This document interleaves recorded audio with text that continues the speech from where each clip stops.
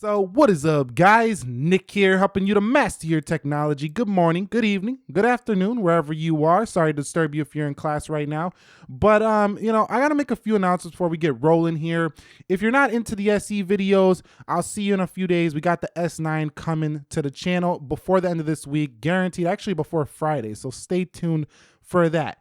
But for all of you who want to know more about this device, I have had this device for about 2 years now since launch.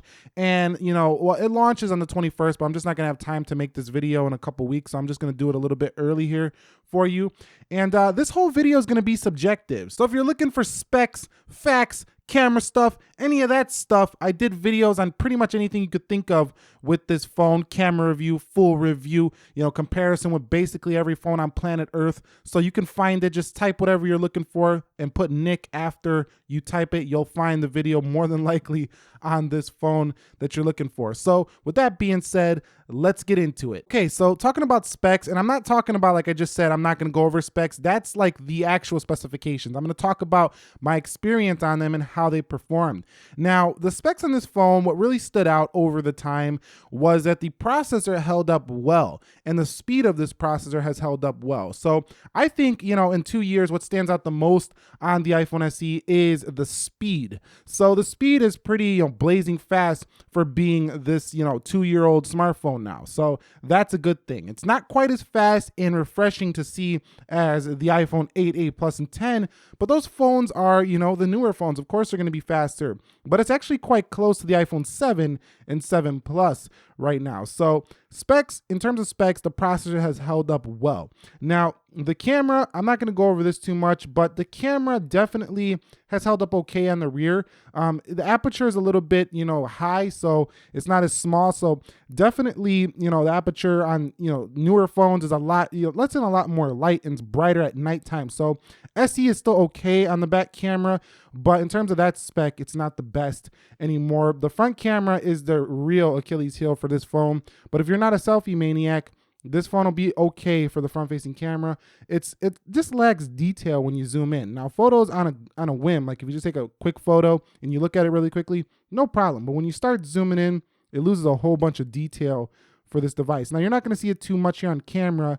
Well, you can see it a little bit there. You see all the loss in detail, but the lighting in here is really good. So, I'm talking about in everyday use. There's definitely a lot of, blurriness on the front-facing camera. Although they do a good job with software to kind of, rectify some of that issue. Like if they didn't do anything with software post-processing, the front camera in here would be horrendous. So that's an area I'd like to see an upgrade. But overall, that's what really stood out to most to me with the specs.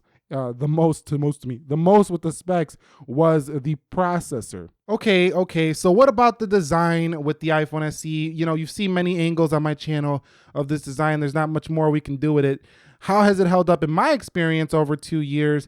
Now, for the most part, I've had a case on it, which is an abundant supply for this device. You can find millions of cases and for very cheap for the iPhone SE, just like the phone's cheap. But this is the one I pretty much like the most just because it looks like a little production, thingy you can go cut and stuff like that. I don't even know what those are called, but I don't use them. I just clap on the cuts.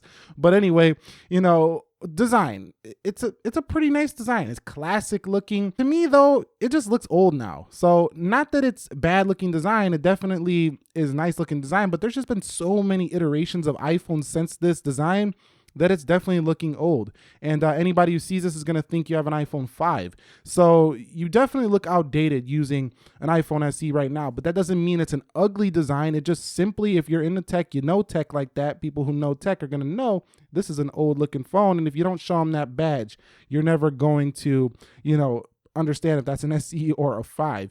So overall, this design, you can know that you have, classic design, but you don't have a 5, you have a fast SE.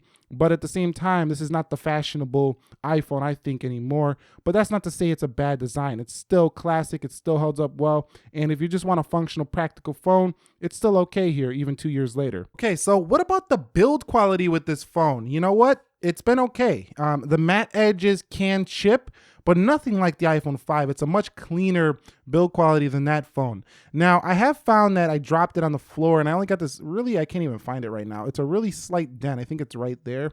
Very slight dent on the phone. No issue. I'm not even mad about it. It's got a flat camera design, so I'm not as worried about placing it on a table and scratching up the camera. no problem. But I kind of rock this phone now without this case. I rock it sometimes when I'm biking and stuff, but a lot of times I'll just rock this without a case because I feel like it's pretty durable. It's built pretty well. And honestly, for the price of this phone, I don't really care if I drop it, but not everybody feels the same way. So if you still, don't want to crack this display, if you do drop this on the front, it can crack pretty easily. I have an iPhone 5S that cracks super easily. So definitely get a case if you're worried about, cracking your iPhone or anything like that. But personally, if you drop it on the back, this phone will definitely hold up just fine. You might get a little bit of chipping, but there's also some staining that goes on with the aluminum of the SE. So if you're really nitpicky, you might find some stuff with this phone, but overall, I would say on a scale of 1 to 10, the build quality has been about a 9 on this phone. So it's very good build quality in my 2 years using it. Okay, so let's discuss that thing you look at each and every day, that really small display, that 4-inch panel. What really draws people to this phone is that 4-inch display, Retina HD. Retina's marketing for, over 326 pixels per inch, but it doesn't really go higher than that. So what I mean by this is that when you look at close text, if you compare this to a 1080p display, you will see some pixelation on this phone. Now, granted, if you're holding it from a distance, you will not see it. I know a lot of people say you can't really see anything past 300. That's BS. I could definitely see a 2K display resolution being much sharper than the SE, but we wouldn't expect that in a phone of this size. So with the price in mind, I think this is a fantastic panel. Over my 2 years, I didn't like that it didn't get a little brighter. I wish it would have got a little bit brighter because sometimes I have trouble seeing this outdoors, but indoors, it's phenomenal display for the price you're paying. So I haven't been upset with it. It's got pretty good viewing angles, nowhere near OLED, but still, what do you expect for what you're going to pay? Okay, so software, oh man, SE, you have let me down a little bit. iOS 11, while still fast, I'm not going to say this is a slow phone, by no means, has been a little bit more buggy than I would like versus iOS 9. And really, the problem with iOS 11 for me personally in 2 years, I've used this phone since day one. And I could tell you, when I first got the iPhone SE, this device right here was a monster when it comes to battery life. I mean, if you go back and look at my all-day battery test, this thing was a champ. This was one of those phones in my arsenal that I would just pick up and be like, okay, I'm getting through the full day. But these days with iOS 11, I need a charger on me all the time with the SE. This phone totally flipped the script when it got on iOS 11. Now, I'm not sure everyone's having that same experience, but I've experienced on every SE I've used. I have 2 of them right now, and my sister, she had a pink one, and she told me her battery life was horrendous. And since upgrading to iPhone 10, she had a better experience. So iOS 11 crushed the battery life on SE. I really hope iOS 12 brings it back. And that's basically all I've noticed about software. Other than that, I like how the control center is a lot easier to use on this smaller screen. App Store icons got bigger, which makes it easier to read stuff on this smaller display. So I like the software overall, like the look and feel of it, but the battery life is really what pissed me off about the software on the SE lately. I remember when I talk about software, I'm speaking from an iOS standpoint. It's still faster than a lot of Samsung phones. Don't get me wrong, in this price range. So if you're looking at an older like J7 or something like this, the SE is still quicker than those devices. But I'm talking about comparing it to itself. So like comparing the SE to the SE of 2 years ago. It's just not the same anymore. Okay, so let's talk about battery life with this phone. Now, I discussed my annoyances and my complaints about battery life with iOS 11, but I want to talk about the actual numbers on this phone. So, on iOS 11, I can get about 15 to 20 hours of standby when using it, fully. Like, I've had this in the drawer, so it has a lot right now and a lot of battery life, but that's because I forgot to turn it off last night. I'm talking about like when you're actually using it, I get about 15 to 20 hours of standby and about 4 to 5 hours on screen time. Now, that might sound incredible compared to maybe an older Android phone you're using or an older iPhone you're using, but compared to the old SE's battery life, I was getting about 7 to 9 hours of on-screen time and 25 to 30 hours of standby. So it's dropped quite significantly in the latest version. So that's basically what I'm getting at, in terms of battery life after 2 years. Okay, so let's talk about the camera on the iPhone SE. That's a 12 megapixel 4K iPhone 6s camera. But don't be fooled because the iPhone 6s has a slightly better contrast ratio than the iPhone SE. Also, the SE's front-facing camera, like we talked about earlier, is not as great. Now, like I say, from the rear in good lighting, you can produce some fantastic images. So this is a great starter camera. Like if you want to begin a YouTube channel and you're like, I need a camera, I'm not buying a real camera, this phone can probably do the job with a lot of videos. The video looks pretty good. I've had some videos where I shot the intro with this phone. They're like, what camera was that? It looked really good. That was the SE's. It can still do 60 FPS here, 4K at 30. So overall, I would still say this is a great camera for 2018, but the front is a loser. But at the same time, you know what? You really need like the best selfies. If you do, stay away from this phone. If not, you can go ahead and check out my full camera comparison to see how this thing really performs day to day instead of just hearing me talk. And link is down below in the description as well as up in here in a card. But overall, on a scale of 1 to 10, I give this camera a 7 out of 10 in 2018. All right, so 2 years on, one of the biggest letdowns of the iPhone SE is the audio. This speaker is one of the tiniest I've ever heard on any phone. It's pretty bad. So if you're looking for a phone with a great speaker, this is not it. But its saving grace, again, is the headphone jack. You knew I was going there. The headphone jack makes up for that if you are going to be, listening to stuff with headphones. You have two options, Bluetooth or the headphone jack. Again, though, this doesn't give you 5.0 Bluetooth like the newer iPhones. So this device won't connect as quickly to your headsets and stuff like that like a newer device would. And it's probably, I would say, about 3 to 5 seconds faster on 5.0 versus the 4.2 in this one.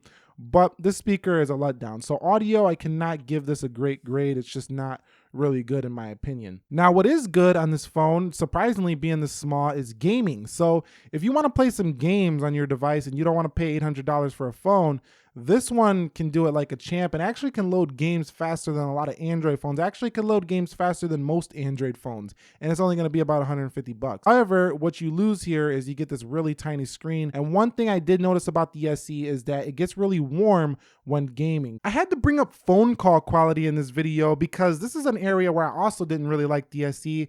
This speaker right here is actually this headpiece where you like put it by your ear. This thing right here is not that loud. So, I could barely hear people sometimes with this. Now, it's not like I could never hear them, but when I get loud environments, it was hard to hear people on this phone for me. That's just my experience. But down here, when you're talking to people, I also heard people ask me like, I can't hear you. Only on this phone lately, on the iPhone. So this phone, I don't think is the best phone call quality phone either, but it's definitely better than the 5S and the 5. Some of those phones had reception issues. This one doesn't have reception issues, but it's just the speaker and the audio, like how you sound on the phone and how you hear people is definitely below par for me. And I had to bring that up in my last 2 years. So what are my overall conclusions on the iPhone SE after 2 years? Now, I've covered this thing in pretty much every area, but I definitely want to give updates on this phone as it ages, as it gets important that people, might want to buy it as the price reduces even further on this device. Essentially, I think it's time for an upgrade. Definitely time for an upgrade. The camera's lacking a little bit when it comes to the aperture. It could brighten up a little bit. The front is really not doing well here for this device, and the battery has taken a hit. But where this phone really still shines is it still offers that form factor, that 4-inch form factor that almost no phone is offering. There's almost no phone that's this cheap, that's this powerful, and gives you this, premium iOS software at this price point. So it's got a lot going for it still there. And it still will definitely last 2 more years, but some things are going to degrade probably further on this device. And that specifically might be battery life. Don't take me on my word for that because I will cover it in iOS 12. That's subject to change. But I think that this device will degrade over the next 2 to 3 years. So it's definitely still a good buy.